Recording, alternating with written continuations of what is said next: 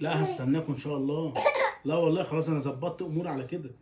تيجوا تنوروني كده ان شاء الله. ماشي. مع الف سلامه يا حبيبتي. انت كنت بتكلم مين؟ انت عمال تتكلم في مين؟ ده كلمت امي واخواتي ان شاء الله اعزمهم بكره. بكره؟ بكره. ازاي بكره يعني؟ زي الناس بكره هيجوا ان شاء الله يفطروا انت معانا. مش تقولي الاول؟ اقول لك ايه؟ انا هستأذنك ولا ايه؟ هو كده بتستأذني؟ مش انا اللي هعمل الفطار وانا اللي هقف؟ مش تقولي الاول؟ انت حد بيعزم حد يقول له تعالى بكره؟ الناس بتقول الجمعه الجايه، الخميس الجاي، الواحد بقى بيظبط نفسه وبيظبط اموره. انت تعالوا بكره؟ هتظبطي في اللي محتاجاه اجيبهولك. يعني ايه اللي محتاجاها تجيبهولي؟ يعني اللي محتاجاه اجيبهولك. انا عزمتهم خلاص، انا جت في ما دماغي. ينفعش يا عم، ما ينفعش حد يكلم حد يقول له تعالى افطر معايا بكره. والله لازم استأذن حضرتك. مش تستأذني، مش بروق الشقه وبجهز طلبات العزومه ديت وبحضر من قبلها بكام يوم. انت ما لفتش نظري ليه؟ طب من قبلها بكام يوم؟ ده هي امي قالت هتعملي حبه محشي وممبار، انا هجيب لك الممبار. محشي وممبار؟ وفراخ ولحمه، حاجات عاديه يعني. محشي وممبار بكره؟ اه ان شاء الله. لا يا حبيبي بقى، انت عزمتهم بقى يبقى هات اكل جاهز. يعني ايه اكل جاهز؟ وانا ازاي اقف اعمل يعني محشي في رمضان عايزاني اعزم امي واخواتي على اكل جاهز؟ امال انت يعني امي طالباه وقالت لي لا اعمل لي ممبار واعمل محشي، وطالبه حته فرخه ولحمه كده محمره، اقول لها لا يا ام عشان مراتي مش عاجبها اليوم فانا هجيب لك اكل جاهز؟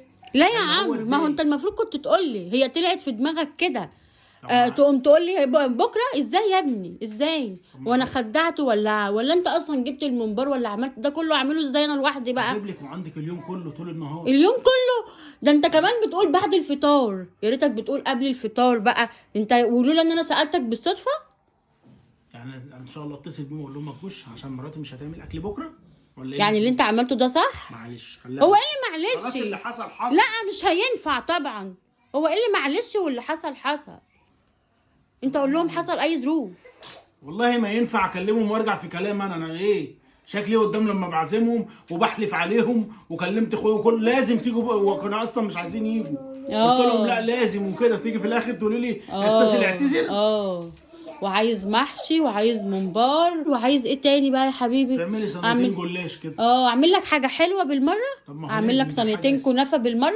خلاص انا هبقى اجيب الكنافه والحلويات. لا جاي على نفسك. اقول عصاير يا ست انا اللي هجيبها. لا انت جاي على نفسك والله. انا اقوم بقى دلوقتي اعمل ممبار واعمل محشي واعصج لحمه واعمل جلاش واعمل ده كله دلوقتي. ايه المشكله؟ بصي ده اختبار ليك، اشوفك بقى انت ست كده شاطره وقد المسؤوليه فعلا في العزومات وكده ولا اي كلام. والله ما حدش اصلا بيعمل اللي انت بتعمله ده. بص من الاخر نازل اجيب لك الطلبات، هتيجي معايا اشوف لك اللي انت عايزاه ولا اجيب لك الممبار واجيب لك الحاجه بتاعت المحشي؟ طب مش تستنى لما اشوف انا محتاجه ايه وعايزه ايه، ولا انت نازل تجيب اي حاجه وخلاص؟ طب تعالي معايا انت الحقي تسلقي الكرنب وكده. اصله الكرنب؟ اه انت بتدبسني.